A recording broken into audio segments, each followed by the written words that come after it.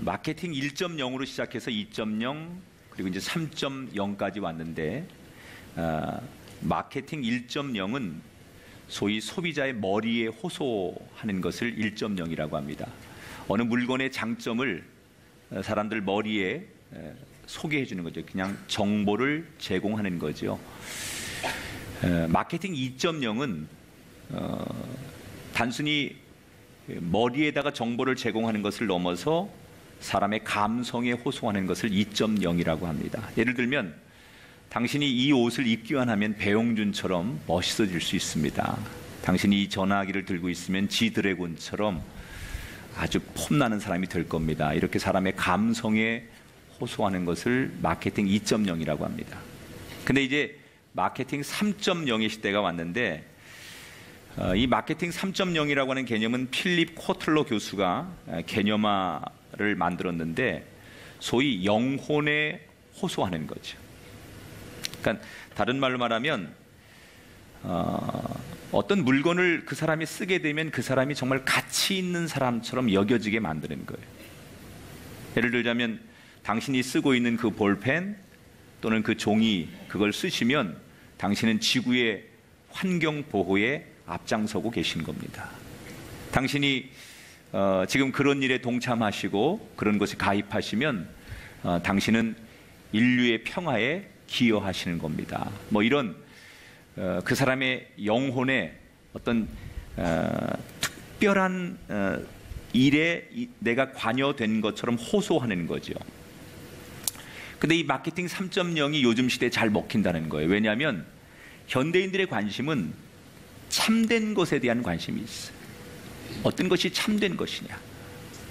너무나 가짜가 많고 짝퉁이 많고 남의 것을 베끼는 시대이기 때문에 누가 원조고 누가 진짜고 어떤 것이 참된 것이냐에 대한 그런 관심이 많아요.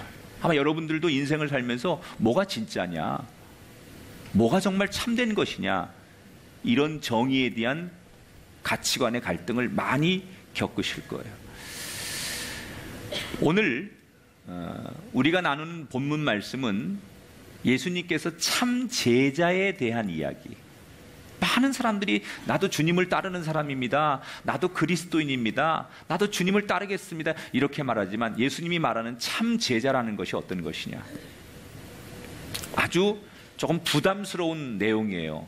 목사 입장에서도 교인들한테 이런 설교를 하는 것이 썩 달갑지 않지만 피해갈 수 없는 주제이기 때문에 이게 성경 강해를 하다 보면 피해갈 수 없는 주제들이 나오는데 오늘 본문이 딱 그런 거예요. 조금은 다른 때보다 교인들이 부담스럽게 여기는 설교가 되겠다라고 생각하지만 주님께서 말씀하신다고 생각하고 저는 전하기만 하겠습니다.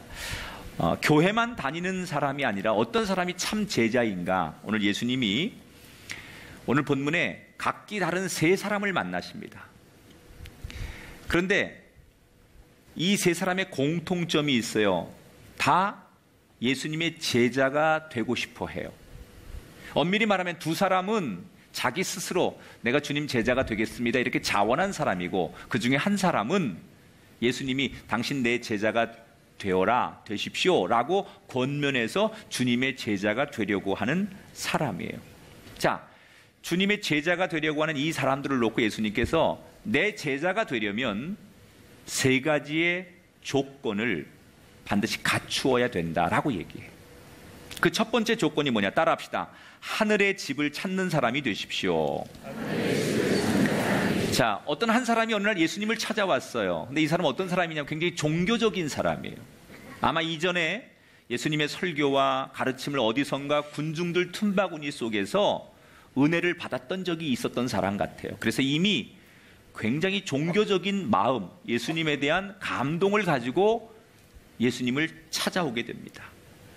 그리고 그는 자원해서 예수님 앞에 이렇게 자기의 고백을 드려요. 57절에 보니까 어떤 사람이 여짜오되 어디로 가시든지 나는 당신을 따르겠습니다. 내가 당신의 제자가 되겠습니다. 이 사람의 고백대로라면 의지가 있습니다. 자원하는 겁니다. 그리고 결의에 차 있고 자신감이 넘쳐 보입니다. 얼마나 고맙습니까? 자원한다는 게 여러분 얼마나 힘든 일인 줄 아십니까? 목회를 하다 보면 집사님, 성도님 이 일에 좀 동참 좀 하시죠. 이런 일에 좀 함께 하시죠. 이렇게 권면해도 안 하는 인간들이 얼마나 많은데요. 그러나 자원하는 사람, 내가 하겠습니다. 제가 그 일에 함께 하겠습니다. 내가 그 가치에 동의하겠습니다. 이렇게 한다는 건 굉장히 고마운 일이죠. 예수님 입장에서도 자기 스스로가 나와서 제가 따라가겠습니다. 주님을 제가 끝까지 섬기는 주의 제자가 되겠습니다. 선생님 저를 제자로 받아주십시오. 그런 거예요. 그럼 예수님 입장에 너무 고맙잖아요. 그런데 예수님 이 고마워해야 할 상황에서 이 사람에게 굉장히 매몰찬 대답을 하십니다. 자, 어떤 대답을 하시는지 58절 말씀을 같이 읽어볼게요. 시작. 예수께서 이르시되 여우도 굴이 있고 공중의 새도 집이 있으되 인자는 머리 둘 곳이 없도다. 이 무슨 뜻이냐면 내가 당신을 위해 따르는 제자가 되고 당신을 위해 희생하겠습니다. 그러면 그래 잘 왔다. 그리고 이렇게 안아줘야 되는데 예수님 뭐라고 그러냐? 다시 한번 생각해봐. 너 진짜 나 따라오는 거 다시 한번 생각해봐 하면서 들에 있는 여우나 하늘에 있는 새도 이슬을 피하기 위해서 최소한 자기 둥지와 굴과 집이 있지만 나는 오늘 어디서 자야 될지, 내일은 무엇을 먹어야 될지 난 그것도 없는 존재야. 나를 따른다는 것은 너도 그렇게 살아야 되는 거야. 동물하고 비교를 하면서 들짐승들도 자기가 거처할 수 있는 최소한의 집이 있는데 나는 그런 것이 없는 존재고, 나를 따른다는 것은 집도 없고 내일도 보장되지 않는 그런 힘들고 어려운 여건과 조건의 상황인데 네가 그런 것을 할 수 있는지 다시 한번 생각해 봐 라고 예수님께서 말씀하신 거예요. 여러분, 인간에게 가장 필요한 본능 중에 하나가 자기의 거처가 편안하기를 원하는 거예요. 지난 8월에 기획재정부가 올 상반기에 로또 복권 1등에 당첨된 220명 중에 75명을 대상으로 설문조사를 했습니다. 1등에 당첨된 금액을 가지고 어디에 썼는가를 설문조사를 했는데 30%가 자기 집, 주택을 구입하는 데 썼더라고요. 제일 많이. 그리고 또 30%가 자기가 이미 전세 대출을 받았거나 아니면 집을 사느라고 대출을 받은 빚을 상환하는 데 썼어요. 나머지 40%가 뭐 여행을 가든지 뭐 자기가 사고 싶은 차를 사든지 아니면 재테크 하든지 뭐 이렇게 쓴 거고, 그러니까 60%는 어디에 쓴 거예요? 집과 관련된 곳에 썼다는 얘기예요. 그러니까 사람이 가장 인간이 누리고 싶고 하고 싶은 일이 뭐예요? 내 평생에 내가 거처할 수 있는 집을 갖고 싶은 거예요.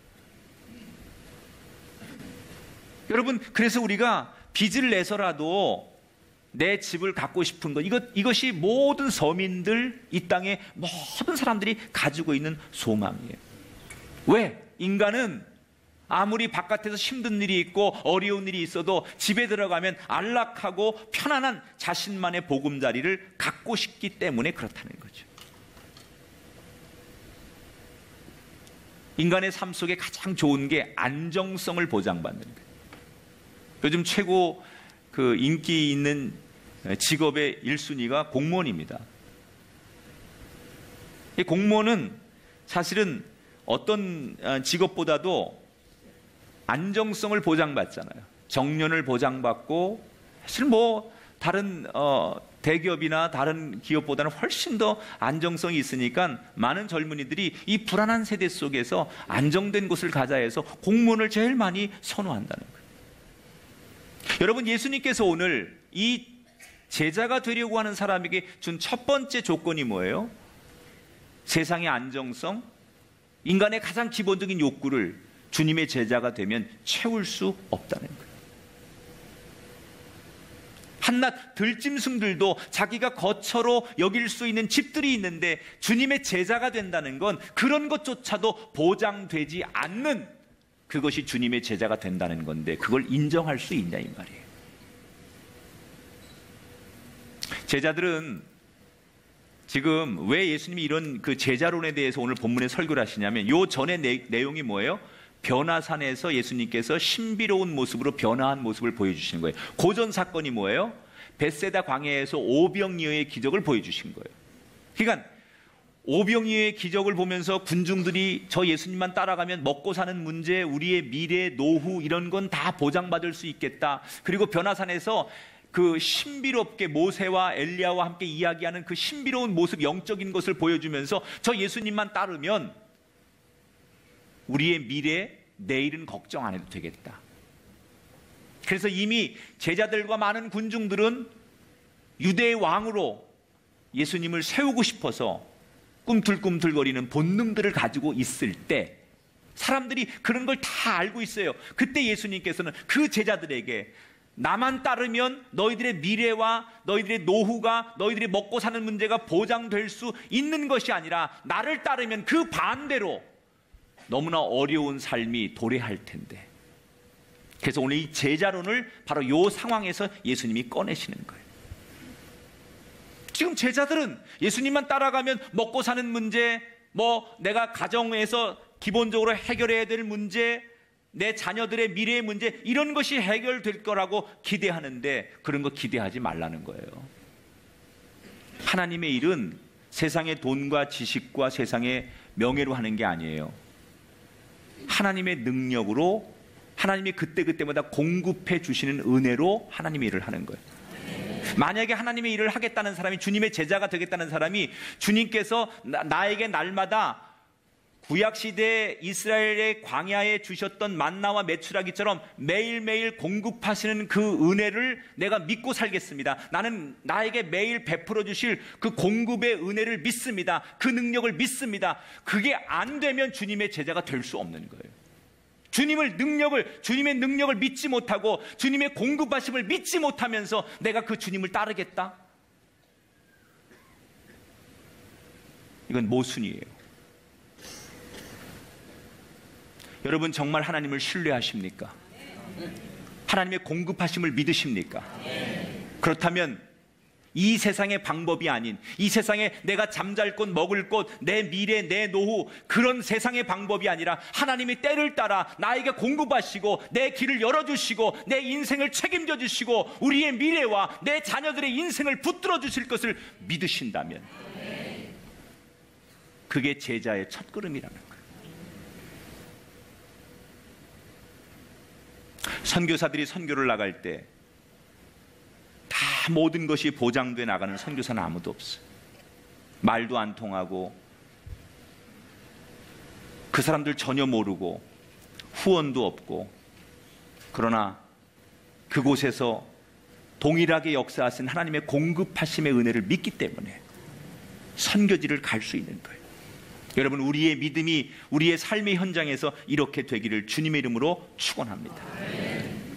두 번째, 참 제자의 기준은 따라합시다. 깨어 있어야 합니다.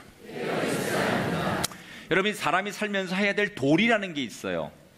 마땅히 인간이 인간에게 해야 될 도리 가운데 하나, 장례식장을 잘 찾아다니세요.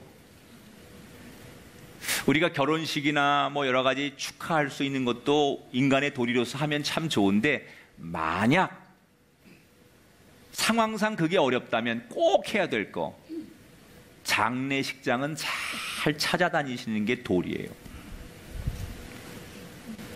유대인들도 마찬가지예요. 유대인들이 하나님 앞에, 율법에 의하면 하나님 앞에 복을 받는 방법 중에 하나가 장례를 잘 치르는 것, 이것이 하나님이 축복하시는 길이라고 유대인들이 믿고 있었어요. 그게 종교적으로 유대인들이 갖는 관심이었었어요. 우리나라 사람들도 세계 어느 나라를 보든지 되게 이 장례 문화가 깁니다. 그러니까 장례를 잘 치르는 것이 그게 인간의 마땅한 도리고 그것이 자신들에게 복이 된다고 모든 이 세계 나라 사람들이 생각을 하는 거예요. 오늘 두 번째 등장하는 사람이 그런 생각을 가지고 있었어요. 자, 이 사람은 자기가 예수님을 따르겠다라고 한 사람이 아니라 예수님이 딱 보니까 제자로 삼으면 딱 마음에 드는 사람이었던 것 같아요. 그래서 예수님께서 당신 내 제자가 되라, 이러고 콜링을 하죠. 그랬더니 이 사람이 주님의 그 부름을 받고 뭐라고 얘기를 하느냐? 59절에 그가 이르되 나로 먼저 가서 내 아버지를 장사하게 허락하옵소서라고 말해요. 자, 이 사람이 어떤 상황인지 정확하지 않아요. 두 가지를 우리가 추측할 수 있는데, 첫 번째, 지금 아버지가 돌아가셔서 상중일 것이다. 그러니까 장례를 치르고 오겠다, 이럴 수 있는 거고, 두 번째, 아직 아버지가 안 돌아가셨어요. 근데 위독하신 것을 알기 때문에 아버지가 곧 돌아가시면 그 장례까지 다 마치고 돌아와서 내가 다시 한번 결정하겠습니다, 뭐 그런 얘기일 수도 있어요.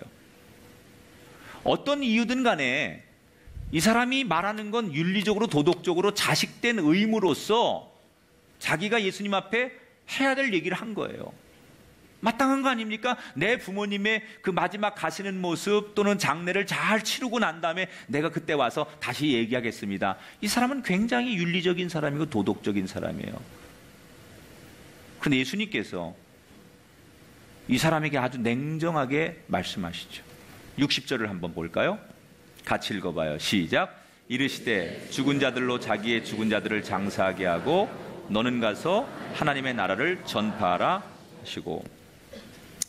자, 이게 이제 특히 우리 유교 문화권의 동양 사람들에게는 기독교에 대해서 마음을 열지 못하는 구절이기도 해요.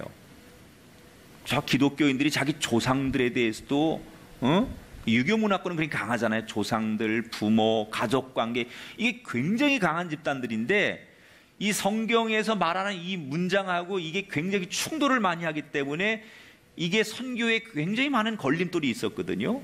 어떻게 이렇게 예수님께서 냉정하고 매정하고 차갑게 이야기할 수 있을까? 죽은 사람은 이미 죽은 거니까 그거 신경 쓰지 마라, 뭐 이런 얘기로 이게 들리잖아요. 근데 여러분, 우리가 이 말이라고 하는 게요, 보통 우리가 이렇게 한숨 쉬는 게 한 가지 뜻만 있는 건 아니잖아요. 한심해서 쉬는 게 아니라 때로는 너무 간절해서 어떡하지? 뭐 이런 한숨도 있는 거고, 내 마음의 어떤 그런 간절함을 표시하기 위해서 라고 한숨도 쉬는 거예요. 예수님께서 지금 하신 이 말씀은 사실은 그냥 문맥으로 문장으로만 해석하면 안 되고 왜 이런 얘기를 하셨는지 그 의미를 정확하게 알아야 돼요. 왜 이런 말씀을 하셨을까? 지금 예수님은 네가 부모에게 자식된 도리를 다 하지 말아라, 장례식 같은 거 참여할 필요 없다, 그런 것을 얘기하는 게 아니라 제자됨이라고 하는 것이, 주님의 제자가 되고 하나님의 일을 한다는 것은 어떤 우선순위에도 밀리면 안 된다. 제자됨이라고 하는 것이 다른 일보다 덜해지거나 다른 일에 밀리기 시작하면 하나님의 일, 제자됨의 일을 감당할 수 없다라는 것을 말하는 거예요. 여러분 한번 예를 들어 볼까요? 119 구급대원이 있어요. 근데 이 사람이 지금 한 생명을 놓고 응급 상황에서 이 사람을 인공호흡을 하고 막 살려서 병원으로 후송을 해야 되는데 갑자기 전화가 온 거예요. 아버지가 위독하시다고. 그러면 내가 하고 있는 중요한 이 가치 있는 일, 공적인 일을 놔두고 이 사람 죽게 내버려두고 내가 아버지 위독하시다고 해서 지금 빨리 병원으로 가야 됩니까? 그게 자식된 도리입니까? 아니죠. 그렇다고 해주세요. 지금 주님이 말씀하는 건 부모된 도리, 도덕적, 윤리적 도리를 다 하지 말아라, 그런 얘기가 아니고, 제자론이라는 것, 참 제자가 된다는 것은 세상의 그 어떤 일보다도 우선순위에 앞서 있어야 된다. 사실 이 지금 우리 한글로 번역이 돼서 그렇지 이 원문에는 이 사람이 어떤 의도냐면 이런 거예요. 아버지가 아직 안 돌아가신 거예요. 그런데 주님이 갑자기 제자가 되라고 하니까 부담스러우니까 요 대답을 피하기 위해서, 즉답을 피하기 위해서, 우리 아버지가 이제 연세가 많아서 돌아가실 건데 아버지 돌아가시면 내가 가서 장례도 치르고 그 아버지 유산도 우리 형제들하고 이렇게 다 분배도 해야 되고 이런 일이 좀 남았으니까 그 일 다 마치고 돌아와서 내가 그때 결정하겠습니다, 그런 의미거든요.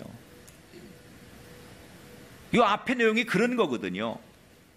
그러니까 이 사람은 주님의 부름 앞에, 콜링 앞에 제자가 되고 싶어 하면서도 미루는 거예요. 기약 없이 미루는 거예요. 언제 그 일이 올지 몰라요. 다시 말하면 변명을 만드는 거죠. 또 다른 이유를 대는 거예요. 하나님의 일을 하는 데 있어서는 주님의 제자가 된다는 것은 세상에 수없는 이런저런 이유를 대서 할 수 없습니다라고 말하는 것은 주님의 참된 제자가 될 수 없다는 것을 예수님께서 말씀하시는 거예요. 여러분, 주님의 제자 되길 원하십니까? 하나님의 일을 감당하길 원하십니까? 난 여러분이 그 일이 세상의 어떤 일보다도 귀하고 가치 있고 그래서 그 일이 우선순위에 밀려지지 않게 되기를 주의 이름으로 축원합니다. 사랑하는 여러분, 이 세상이 전부가 아니라는 사실을 기억하십시오. 하나님의 일을 한다는 것은, 적어도 주님의 일을 하고 주님의 제자가 된다는 것은 이 땅이 내가 사는 것이 전부가 아니고 그 하나님 나라의 영원한 나라의 그 가치를 알기 때문에 세상 것을 내려놓을 수 있는 결단이 있는 사람이라는 거예요. 지금 여러분은 여러분의 인생의 우선순위가 무엇입니까? 여러분의 목마름이, 여러분의 우선순위가 여러분이에요. 내가 돈에 목마르고 나는 돈 버는 게 우선이고 성공하고 명예 얻고 권력을 얻고 지위와 인맥과 관계, 이런 것들이 내가 목마른 것이고 내가 우선순위라고 하면 그게 여러분입니다. 내가 예수님을 따르는 사람이고 그리스도를 나의 구주로 고백하는 사람이라면 세상 것 분명히 중요하지만 그것보다 더 우선순위가 하늘에 있다는 것도 기억하는 사람이 예수님 모실 때 제자가 될 수 있다는 얘기예요. 세 번째 조건이 이거예요. 따라합시다. 푯대만 바라보고 가라. 이 세 번째 사람도 첫 번째 사람처럼 자기가 자원하는 거예요. 제가 당신의 제자가 되겠습니다 라고 자원을 합니다. 그런데 한 가지 단서를 붙이죠. 이 사람이 뭐라고 붙이느냐, 제가 당신을 따르긴 따를 건데 잠시 시간을 주십시오. 내 가족들에게 돌아가서 작별 인사를 좀 하고 오겠습니다. 61절 볼까요? 또 다른 사람이 이르되 주여 내가 주를 따르겠나이다마는 나로 먼저 내 가족을 작별하게 허락하소서. 자, 이 사람의 요구도 첫 번째 장례를 치르고 오겠다고 요구한 사람과 도덕적 의무를 다하는 요구처럼 보일 수 있습니다. 이 사람의 가정 환경이 어땠는지 성경에 나오지 않아요. 이 사람이 가정의 생계를 책임져야 하는 가장일 수도 있고 병든 노모를 돌보아야 하는 아들이었을 수도 있고 너무나 사랑하는 아내와 딸을 둔 그런 남편이자 아빠일 수도 있었을 것입니다. 그런데 어떤 상황인지는 모르겠지만 이 사람은 예수님께 내가 가족들을 홀로 놔두고 당신만 따라가기에 부담이 되니 나한테 잠시 시간을 주고 가족들하고 이별할 수 있도록 해주십시오. 무책임한 가족이 되고 싶지 않다는 거죠. 당연한 거 아닙니까? 먼 길을 가는데 가족들에게 가서 인사를 하고 동의를 구하고 오는 것이 맞지요. 그런데 예수님께서 이 사람의 이 요구에 이렇게 대답하시죠. 62절 같이 읽겠습니다. 시작. 예수께서 이르시되 손에 쟁기를 잡고 뒤를 돌아보는 자는 하나님 나라에 합당하지 아니하리라 하시니라. 왜 이렇게 말씀하셨을까? 나 같으면 좀 지혜롭게 그래 가서 가족들하고 한 3박 4일 잘 보내고 온천도 좀 하고 가서 뭐 좀 식사도 외식도 하고 그리고 기념사진도 찍고 그리고 충분히 하다 와 이러면 논란이 없잖아요. 근데 꼭 예수님이 논란을 일으켜가지고 우리 목사를 힘들게 해. 이게 뭐예요? 아니 무책임하게 가정 내팽개치고 무조건 나를 따르라는 말입니까? 역시 이것도 문장으로 보면 오해의 소지가 있고 충돌할 수 있는 얘기지만 예수님은 그런 의도로 얘기한 게 아니에요. 가족을 무시하고 가족 따위는 안중에 두지 말아라 뭐 이런 얘기는 절대 아니죠. 자, 예수님께서 이 이야기를 하시면서 성경에 구약의 엘리사 얘기를 하세요. 엘리사가 누구죠? 엘리야의 제자예요. 근데 엘리사는 굉장히 거부였죠. 그 당시에 막 농사를 크게 짓는 거부였어요. 엘리사가. 근데 이 엘리야의 그 부름을 받고 내 제자가 되라라는 부름을 받고 엘리사가 제가 가족들한테 가서 인사를 하고 오겠습니다라고 똑같은 오늘 상황에 나와요. 이 신약 성경의 예수님의 그 모습하고 똑같은 상황이죠. 근데 엘리사는 그때 돌아가서 뭘 합니까? 자기가 가지고 있던 재산을 다 처분해가지고 가난한 사람들에게 그동안 수고했던 일꾼들에게 다 나누어주고 농기구를 다 불살라요. 그리고 친척들에게 자기가 줄 수 있는 걸 다 나눠준 다음에 그리고 엘리야를 따라요. 소위 엘리사가 돌아가서 지금 인사하는 건 어떤 인사냐? 따라합시다. 버리는 인사. 무슨 인사라고요? 버리는 인사. 그런데 지금 예수님이 지적한 이 사람은 조금 뒤에 성경에 나오는데 쟁기질을 하면서 뒤를 돌아보는 사람이에요. 쟁기질을 하면서 뒤를 돌아보는 사람. 여러분 농사를 져보신 분 알겠지만 소를 앞에 놓고 쟁기질을 하는데 이걸 쥐고 있는 농부가 앞을 보고서 똑바로 가야 이 밭이 갈아지는데 뒤를 돌아보면서 자꾸 뭐 누가 나 부르나, 누가 뭐 저 뒤에 있는 저 간식 생각이 나가지고 새참 생각이 나고 뒤를 돌아보고 이러면 이 쟁기를 진 사람이 똑바로 가지 않으면 밭이 삐뚤삐뚤 갈리는 거예요. 지금 예수님이 말하는 거는 자꾸 과거로 돌아가고 뒤를 그리워하고 과거에 연연하는 것, 그것은 주님의 제자가 되겠다고 하는 사람에게 합당하지 않다는 거예요. 여러분 이 이야기는 뭡니까? 하나님이 다양한 방법으로 오늘 현대의 그리스도인에게 쟁기를 주셨어요. 어떤 사람에겐 믿음의 쟁기, 사명의 쟁기, 사업의 쟁기, 직장과 물질, 그게 어떤 쟁기든지 간에 그 쟁기를 가지고 우린 하나님을 향하여, 표대를 향하여, 앞을 향하여 걸어가는 인생이 돼야 하는데 자꾸 뒤를 돌아보고 과거에 연연하고 지나간 사건 때문에 내 발목을 잡고 한 걸음도 앞으로 전진하지 않는 사람들. 물론 지나간 것을 잘 정리하는 건 너무 중요합니다. 그러나 그건 못지않게 창조적으로 앞을 향하여, 미래를 향하여 가는 것이 기독교예요. 여러분 손에 지금 어떤 쟁기가 주어졌든 간에 그 쟁기를 잡은 사람은 앞을 향해 가는 사람이 돼야지, 누가 나를 부른다고 해서 그 옛날 것이 해결되지 않았다고 해서 그것을 붙들고 그 과거로 돌아가고 뒤를 돌아보면 이 쟁기를 잡으면 안 되는 사람이에요. 쟁기를 잡은 사람은, 일단 그 쟁기를 붙든 사람은 앞을 보고 가야 된다는 거예요. 내가 주님의 제자가 되겠다고, 그리스도인이 되어서 나 주님께 헌신한다고, 내가 교회에서 장로님이 되고 권사님이 되고 집사님이 되어서 내 하나님을 바라보고 가겠다라고 했다면 여러분 쟁기를 붙들었으니 표대를 향하여 앞을 향해 가야지요. 내가 세상에 살던 방법, 내가 살아오던 삶의 스타일을 고집하면서 뒤를 돌아보고 한 걸음은 세상에 걸쳐놓고 한 걸음은 주님께 걸쳐놓고 어디로 가야 할지 몰라 한다면 적어도 오늘 본문에서 말하는 주님은 너는 내 제자가 될 자격이 없다는 거예요.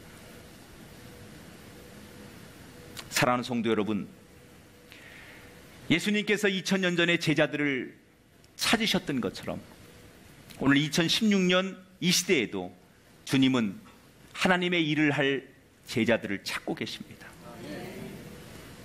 그 제자는 세상이 전부인 줄 알고 사는 사람이 아닙니다. 하늘의 가치를 아는 사람. 할렐루야.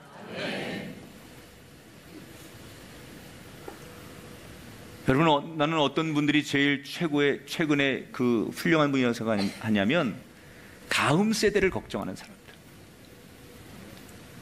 이거는 난 이 일에 관심이 없는 사람은 지도자가 아니라고 생각해요. 다음 세대에 누가 관심이 있느냐. 어떻게 여러분 나 먹고 사는 거 걱정만 합니까? 우리가 살고 있는 이 땅과 우리가 누리고 있는 이것은 어떻게 보면 다음 세대 아이들이 누려야 될 것을 우리가 미리 갖다 쓰는 건데, 내 자식들이 어떻게 살든, 우리의 다음 세대가 이 땅에서 어떻게 살든, 걔들의 미래가 어떻게 되든 이거에 관심 없는 사람이라면 전 그 사람이 훌륭한 사람이라고 생각하지 않아요. 교회도 마찬가지. 우리가 예수 잘 믿고 여기 이렇게 많이 모이는 거 의미 없어요.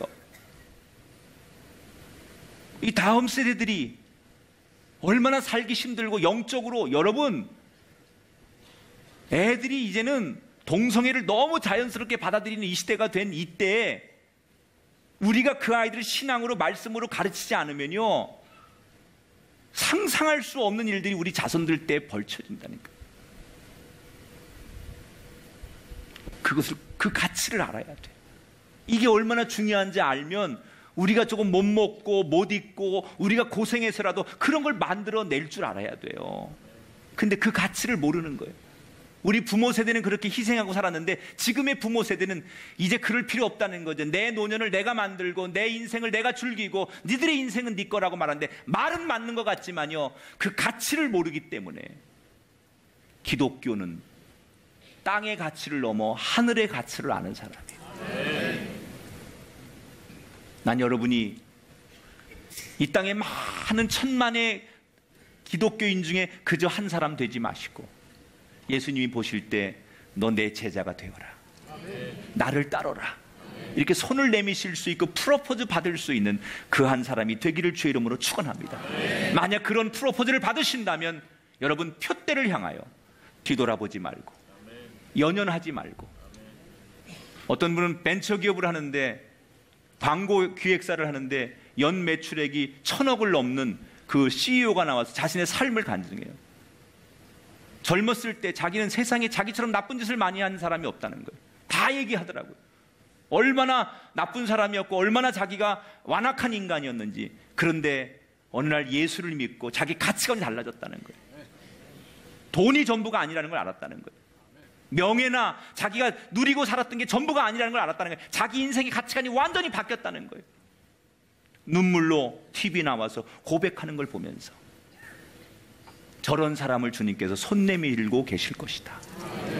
그 중에 한 사람이 여러분이었으면 좋겠어요. 멋진 주님의 제자가 오늘 이 복음을 듣고 이 예배를 드리는 가운데, 우리 가운데 끊임없이 나오게 되시기를 주의 이름으로 축원합니다.